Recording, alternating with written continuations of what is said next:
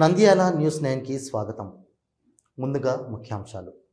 Drainage సమస్య వెంకటేశ్వరపురం ప్రజలను పట్టిపీడిస్తోంది. చిన్నపాటి వర్షానికి రహదారులు చెరువులను తలపిస్తున్నాయి.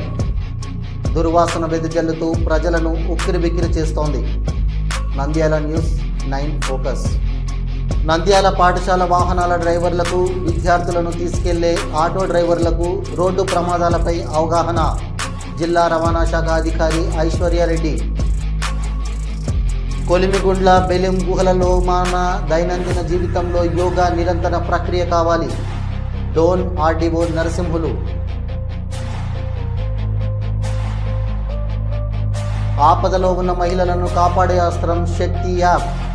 మహిళా భద్రతకు యాప్తో అభయం, వేధింపులకు తక్షణమే అడ్డుకట్ట. సిఐ జయరాం.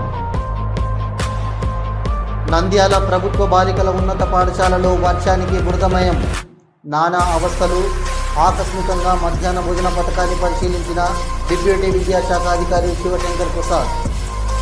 నంద్యాల ఆర్టీసీ బస్టాండ్లో విద్యార్థుల ఉచిత బస్సు పాసుల కోసం ప్రత్యేక కౌంటర్లు ఏర్పాటు.